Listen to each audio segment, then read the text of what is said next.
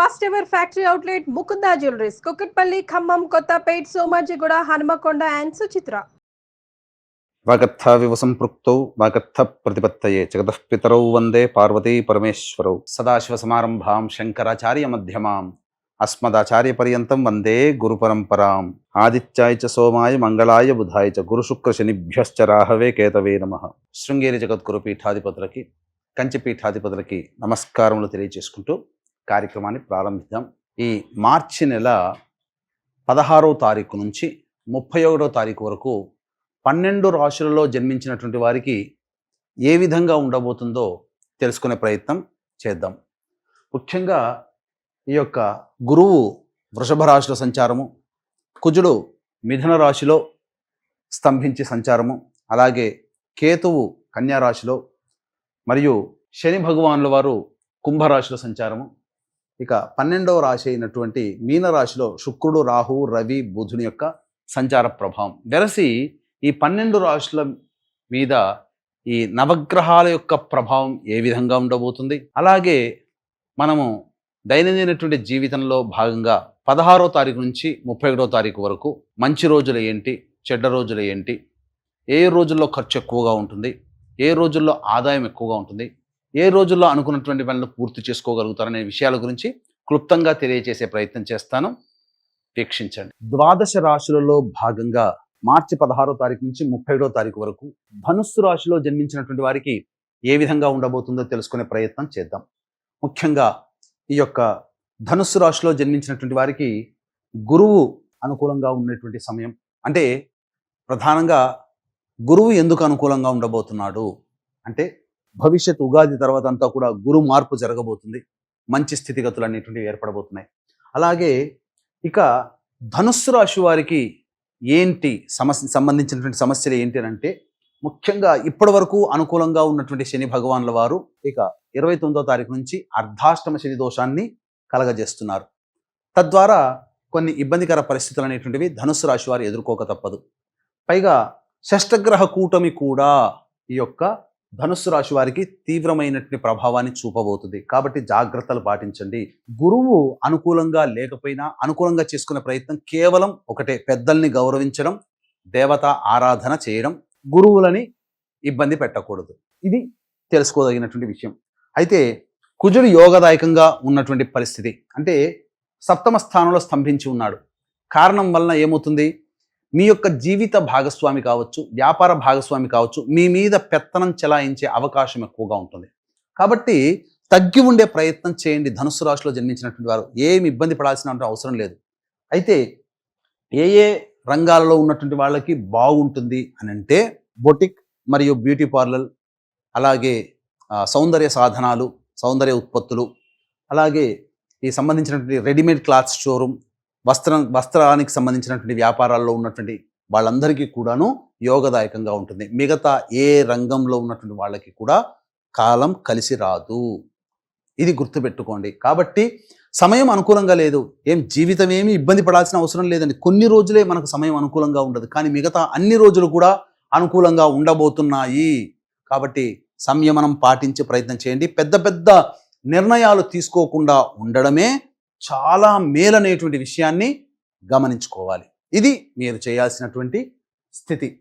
ఇక చూసుకున్నట్లయితే ప్రధానంగా ఈ సంబంధించినటువంటి ఈ ధనుస్సు రాశిలో జన్మించినటువంటి వారికి ప్రధానంగా స్త్రీలకి ముఖ్యంగా మంచి అవకాశాలు లభిస్తాయి. వ్యాపార రంగంలో ఉన్నటువంటి వాళ్ళకైతే మంచి స్థితిగతులు కలుగుతాయి. సొంత వ్యాపారము, వృత్తుల్లో ఉన్నటువంటి వాళ్ళకి మంచి జరుగుతుంది. ఉద్యోగంలో ఉన్నటువంటి మహిళలకి ప్రమోషన్స్ లభిస్తాయి.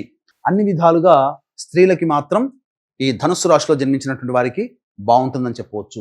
కాకపోతే ఆరోగ్యం పట్ల శ్రద్ధ వహించాల్సినటువంటి పరిస్థితి, ఇది స్త్రీలకి సంబంధించి చెప్పుకోవచ్చు. అయితే తర్వాత చెప్పుకొచ్చేది ఏంటంటే, ఈ యొక్క రాశిలో జన్మించినటువంటి వాళ్ళకి మాత్రం స్థానభ్రంశము కనబడుతుంది. అంటే గృహం మార్పు కానీ, స్థల మార్పు కానీ, ఉద్యోగ మార్పు కానీ ఏర్పడబోతుంది. కాబట్టి జాగ్రత్తలు పాటించండి. చాలా తెలివైన నిర్ణయం తీసుకుంటేనే మీరు జీవితంలో బాగుపడతారు. లేకపోతే ఒక్క నిర్ణయం జీవితం ఇబ్బంది పడే పరిస్థితికి వస్తుంది. కాబట్టి ఏదైనా ప్రధానమైన నిర్ణయం తీసుకునేటప్పుడు పెద్దవాళ్ళ యొక్క సలహా సూచనలు పాటించండి. ముఖ్యంగా మీరు చేస్తున్నటువంటి వృత్తి ఉద్యోగాలలో వ్యాపారాల్లో మార్పు చేయాలనుకుంటే మంచి పండితులను సంప్రదించి మీరు ప్రయత్నం చేసే అవకాశం చూసుకోండి. ఎందుకనంటే ఇది ఆషామాషి కాదు, జీవితంతో కూడుకున్న నిర్ణయం కాబట్టి మార్చవచ్చా, మారవచ్చా, లేదా ఇంకేదైనా సమయం కోసం వేచి చూడాలా అనే నిర్ణయం మీరు మంచి పండితుల ద్వారా తెలియజేసుకుంటే మంచి జరుగుతుంది. అలాగే ఈ యొక్క అర్ధాష్టమ శని ప్రభావం కూడా కొంత విపత్కర పరిస్థితులు, అంటే ముఖ్యంగా వాహన ప్రమాదాలు చోటు చేసుకునే అవకాశం కాబట్టి జాగ్రత్తలు పాటించండి. ఆరోగ్యం పట్ల కూడా శ్రద్ధ వహించండి. చికాకులు పెరుగుతాయి. ఇవన్నీ కూడా స్టార్టింగ్లో ఉంటాయి. శని ప్రభావం ఇంకా 2.5 సంవత్సరాల పాటు ఇబ్బంది పెట్టేటువంటిది కాబట్టి జాగ్రత్తలు పాటించండి. జూలై 8 వరకు తప్పదు. అయితే ప్రధానంగా ఈ యొక్క షష్టగ్రహ కూటమి మరియు సూర్యగ్రహణము మరియు శని మార్పు, ఇవి 29వ తారీఖు నుంచే ప్రారంభమవుతున్నాయి. కాబట్టి ఈ యొక్క ప్రధానంగా ధనుసు రాశిలో జన్మించినటువంటి వారితో పాటుగా మేషము, మిథునము, కర్కాటకం, సింహము, కన్య, వృశ్చికము, ధనస్సు, కుంభము, మీనము ఈ రాశుల్లో జన్మించినటువంటి వారికి వచ్చే సమస్యల పరిష్కారం కోసం దేవతానుగ్రహం తప్పనిసరి.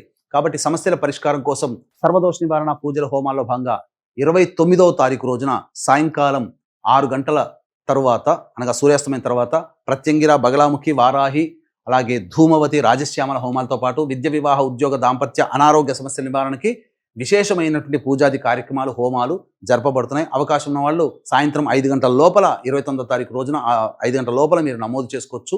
అలాగే 16 నుంచి 31వ తారీఖు వరకు ఏ విధంగా ఉండబోతుందో తెలుసుకుందాం.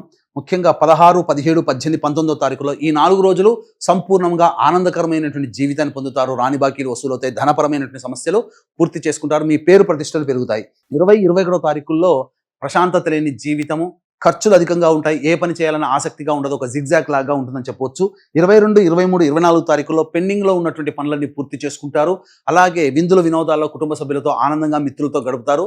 ఒక బాధ్యతను పూర్తి చేసుకున్నామనే ఆనందంతో ఉంటారని చెప్పవచ్చు. 25, 26 తారీఖుల్లో కుటుంబ సభ్యులతో వాగ్వివాదాలు, కుటుంబపరంగా ఇబ్బందులు, సమస్యలు, ఖర్చులు అధికంగా ఉంటాయి. మీ మనస్సు చంచలంగా ఉంటుంది. ఏ పని యందు కూడాను ఆసక్తి ఉండదని చెప్పవచ్చు. ఇక 27, 28వ తారీఖులో కనుక చూసుకున్నట్లయితే ప్రధానంగా రాని బాకీలు వసూలవుతాయి. గత కొన్ని రోజులుగా, సంవత్సరాలుగా ఏవైనా మీకు పరిష్కారం కానటువంటి సమస్యలన్నీ కూడా 27, 28వ తారీఖులో పరిష్కారం అయ్యే అవకాశాలు గోచరమవుతున్నాయి. సమయానికి, అవకాశానికి, ఖర్చులకి తగ్గట్టుగా మీ యొక్క ధన ప్రవాహం, ధనము లబ్ధి చేకూరుతుంది. తద్వారా ఆనందకరంగా ఉంటారు. 29, 30, 31వ తారీఖుల్లో మాత్రం మీరు ప్రధానంగా ఆరోగ్యం పట్ల శ్రద్ధ వహించాలి. గృహ మార్పు, వాహన మరమ్మతులకి, గృహ మరమ్మతులకి సంబంధించినటువంటి ఖర్చులు అధికంగా ఉంటాయి. గృహోపకరణాల వస్తువులకి కొనుగోలు చేస్తారు. అలాగే వాహనం నడిపేటప్పుడు జాగ్రత్తలు, తల్లిగారి ఆరోగ్యం పట్ల కూడా శ్రద్ధ వహించాలి. ఏ తర్వాత చెప్పొచ్చేది ఏమిటంటే ధనుసు రాశిలో జన్మించినటువంటి వారికి ప్రధానముగా గృహానికి సంబంధించి, అలాగే ఉద్యోగ, వృత్తి, వ్యాపార సంబంధించినటువంటి విషయాల్లో ఎక్కువగా నష్టం వాటిల్లుతుంది. కాబట్టి ఈ నష్ట నివారణ కోసమే 29వ తారీఖు రోజున సూర్యగ్రహణం సందర్భంగా, షష్టగ్రహ కూటమి సందర్భంగా జరిగేటువంటి హోమాల్లో మీ గోత్రనామాలు నమోదు చేసుకునే ప్రయత్నం చేయండి. ఇక ఇప్పటి వరకు ఈ చెప్పినటువంటి విషయాల్లో మీకు ఏమైనా జాతకపరంగా ఏమైనా సందేహాలు ఉంటే కార్యక్రమ తదనంతరం కాంటాక్ట్ చేసి మీరు ఈ యొక్క సమస్యలకి పరిష్కారం నివృత్తి చేసుకోవచ్చు. సర్వం శ్రీ ఉమామహేశ్వర పరబ్రహ్మార్పణమస్తు.